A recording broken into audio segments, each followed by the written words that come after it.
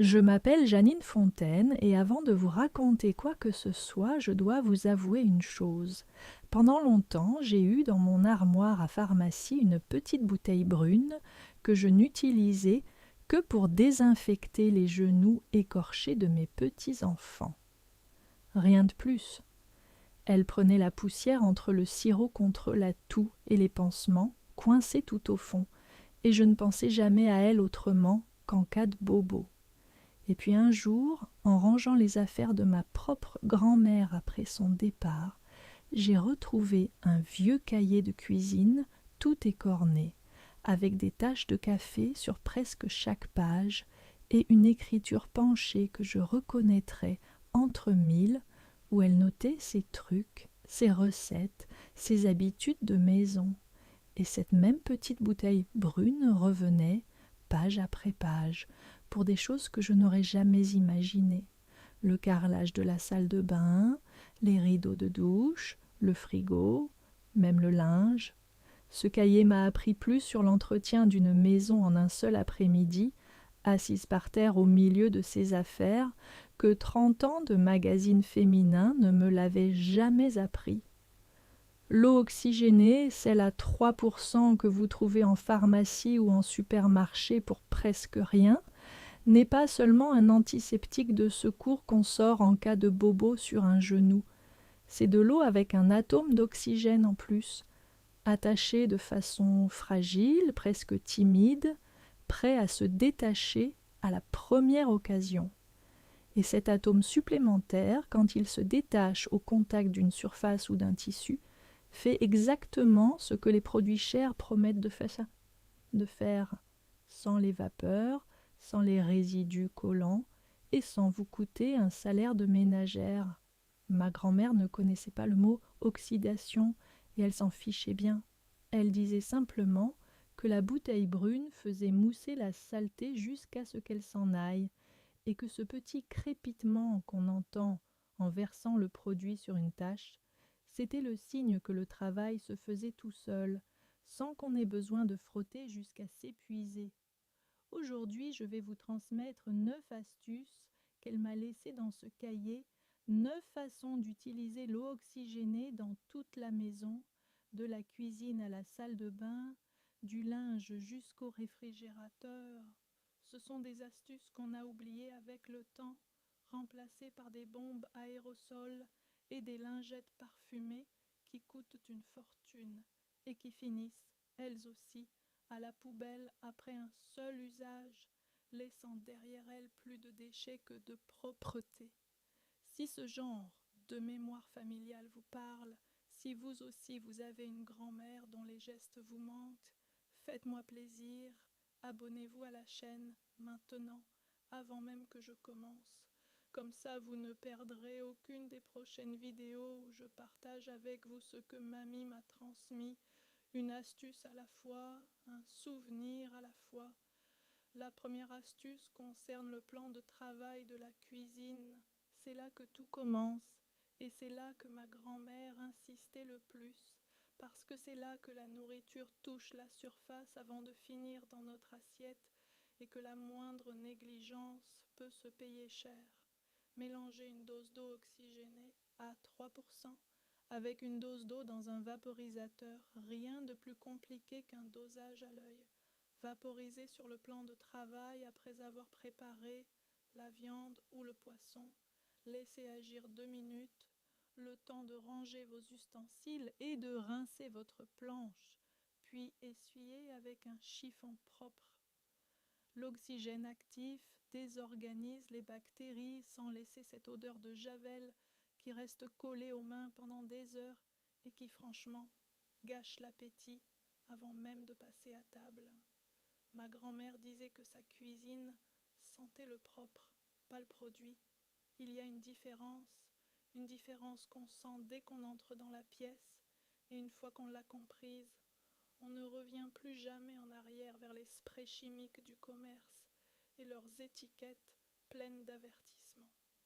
Deuxième astuce, et celle-là, je la dois à une voisine de ma grand-mère qui tenait sa maison comme un couvent. avec une rigueur que personne n'osait remettre en question, pas même le curé du village. Les joints de carrelage de la salle de bain, ceux qui deviennent gris avec les années malgré tous vos efforts, et tous les produits que vous essayez les uns après les autres, sans jamais être satisfaite. Appliquez de l'eau oxygénée à 3% directement sur les joints, sans diluer cette fois, avec une vieille brosse à dents dont vous ne vous servez plus pour vos propres dents mais que vous gardez toujours, on ne sait jamais.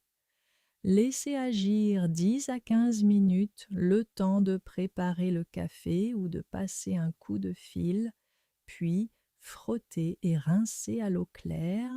Les joints retrouvent une blancheur qu'on croyait perdue pour toujours, celle qu'ils avaient le jour de l'installation, avant que les années et les douches ne fassent leur œuvre. Pas besoin de poudre à récurer qui gratte le carrelage et qui, à force, finit par abîmer l'émail et rendre la surface poreuse. Juste de la patience et cette petite bouteille brune que vous avez probablement déjà chez vous, sans même le savoir. La troisième astuce va vous surprendre parce que personne n'en parle jamais, et pourtant c'est celle qui m'a le plus marquée dans le cahier de mamie, celle qu'elle avait entourée 3 fois au crayon comme pour bien insister. La cuvette des toilettes. Versez un demi-verre d'eau oxygénée à 3% directement dans la cuvette le soir avant de vous coucher et laissez agir toute la nuit pendant que la maison dort et que personne n'a besoin d'y aller. Le lendemain matin, frottez avec la brosse et tirez la chasse. Vous obtenez une porcelaine étincelante et désinfectée sans les vapeurs agressives de l'eau de Javel qui, je vous le rappelle, ne doit jamais être mélangée avec d'autres produits sous peine de dégager des gaz dangereux pour vos poumons, une règle que ma grand-mère répétait comme un commandement. L'eau oxygénée, elle, se décompose simplement en eau et en oxygène. Rien de toxique ne reste derrière elle, ni dans l'air de la salle de bain, ni sur vos mains si vous touchez la cuvette par accident en la nettoyant. Quatrième astuce, et celle-ci concerne le linge, un sujet qui a fait pleurer plus d'une femme au foyer avant nous. Ma grand-mère la première, si j'en crois les annotations un peu plus appuyées sur cette page du cahier. Les taches de sang sur un drap ou un vêtement clair, celles qui semblent condamner le tissu à la poubelle dès le premier coup d'œil. Ne les lavez jamais à l'eau chaude, ça fixe la protéine et la tache devient permanente. Un secret que trop de gens découvrent trop tard, après avoir déjà abîmé le tissu pour de bon. Versez de l'eau oxygénée directement sur la tache froide. Laissez-la pétiller quelques minutes, ce petit crépitement que vous entendez presque comme une petite conversation entre le produit et la tache, puis frottez délicatement avec un tissu propre et rincez à l'eau froide. Répétez l'opération si nécessaire, certaines taches anciennes et bien installées demandent 2 ou 3 passages avant de céder complètement.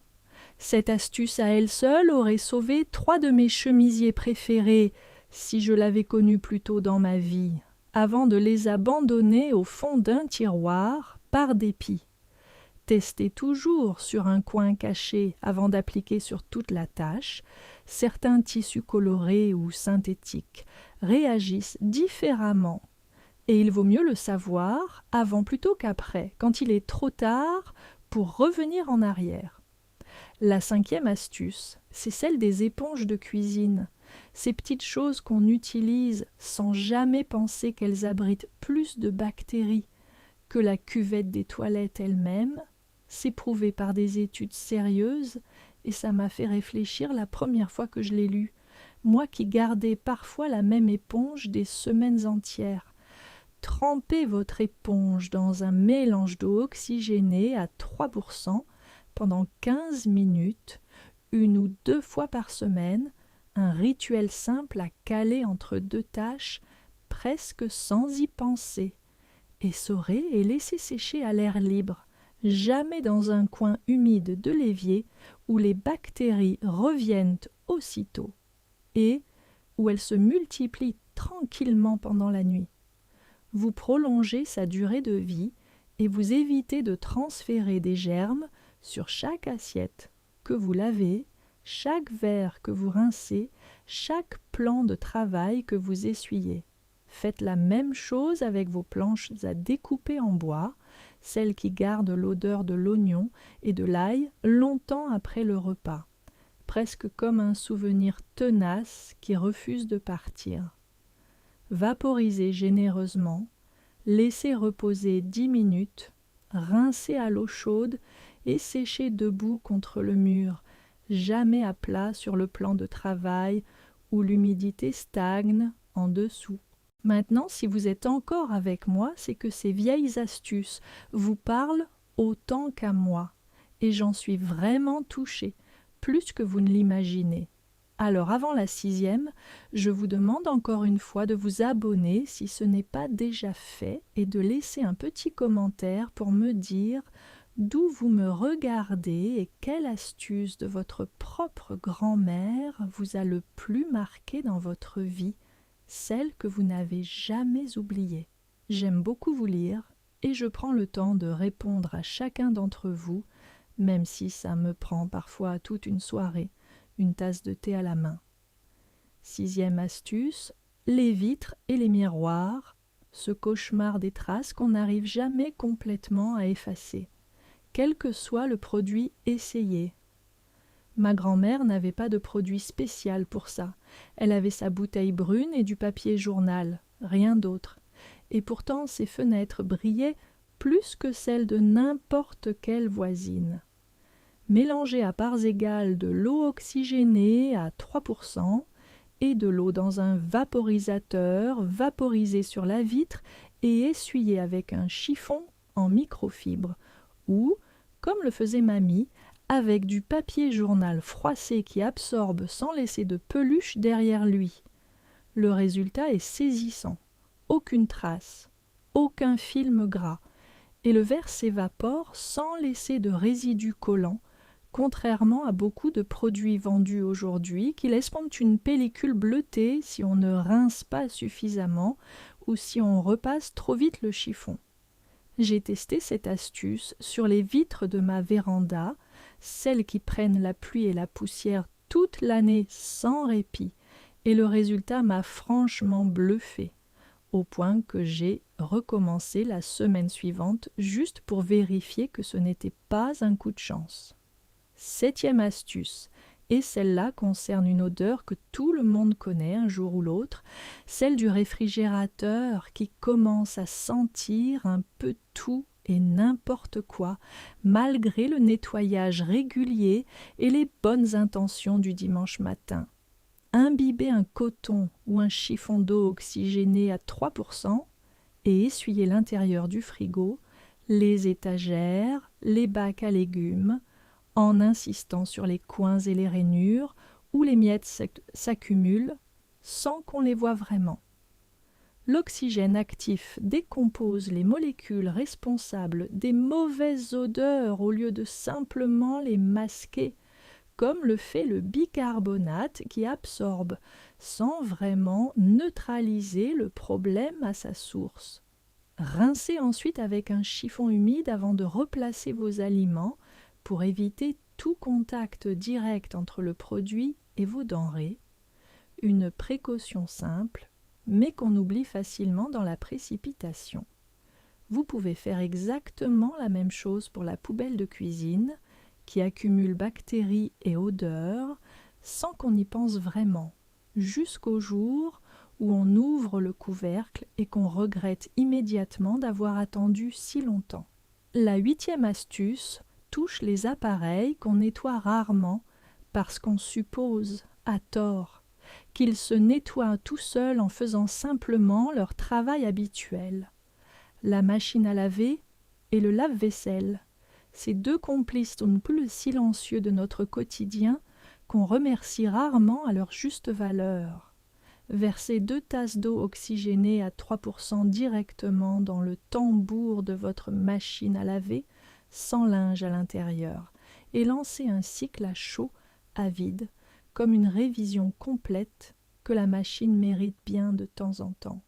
Pour le lave-vaisselle, une tasse dans le compartiment inférieur suffit, avec un cycle à vide également, sans vaisselle qui traînerait à l'intérieur et qui viendrait fausser le nettoyage. Ces 2 appareils accumulent des résidus, des moisissures et des odeurs qui finissent, sans qu'on le sache, par se transférer sur notre linge propre et notre vaisselle propre, ce qui explique parfois cette odeur bizarre qu'on n'arrive jamais à identifier malgré tous nos efforts. Une fois par mois, cette astuce suffit à garder tout ça en ordre, et c'est le genre de geste qu'on prend 2 minutes à faire un dimanche soir, pendant que le reste de la maison s'endort tranquillement. Et voici la 9e et dernière astuce, celle que ma grand-mère considérait comme la plus importante de toutes, même si elle n'a l'air de rien au premier regard et qu'on serait tenté de la négliger. Le rideau de douche qui moisit dans les coins malgré tous vos efforts, ces petites taches noires qui reviennent toujours, semaine après semaine, comme pour vous narguer. Vaporisez généreusement les zones tachées avec de l'eau oxygénée à 3% non diluée, mais laissez agir 10 à 15 minutes, le temps que la mousse fasse tranquillement son effet, puis frottez avec une brosse douce avant de passer le rideau en machine, si le tissu le permet, sur un cycle délicat et à froid de préférence. C'est un antifongique naturel, plus doux que l'eau de Javel pour vos mains et pour l'air de la salle de bain, et tout aussi efficace contre ces taches noires qu'on croit devoir vivre avec pour toujours, comme si c'était une fatalité gravée dans le tissu.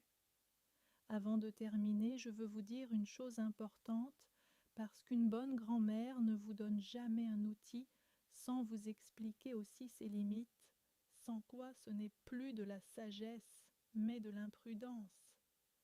L'eau oxygénée que nous utilisons dans toutes ces astuces reste toujours celle à 3%. La concentration qu'on trouve en pharmacie ou en supermarché, jamais une version plus concentrée destinée à un usage industriel qui provoquerait de graves brûlures au contact de la peau et qu'on ne trouve d'ailleurs pas dans un usage domestique normal. Ne la mélangez jamais avec de l'eau de Javel ou du vinaigre dans le même récipient. Cela crée une réaction chimique dangereuse dont vous n'avez vraiment pas besoin dans votre cuisine ni ailleurs dans la maison.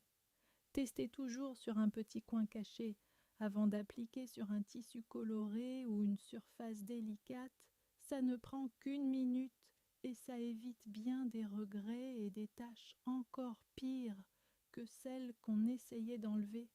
Gardez la bouteille loin des enfants comme n'importe quel produit d'entretien, même si elle semble anodine et familière.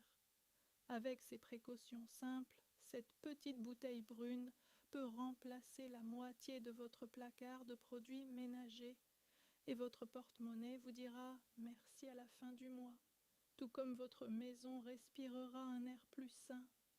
Ce que je retiens de tout ça, et ce que ma grand-mère répétait sans jamais s'en lasser, assise à sa table de cuisine avec son cahier ouvert devant elle et une tasse de café qui refroidissait sans qu'elle y touche, c'est qu'on n'a pas besoin de dépenser une fortune pour avoir une maison propre et saine.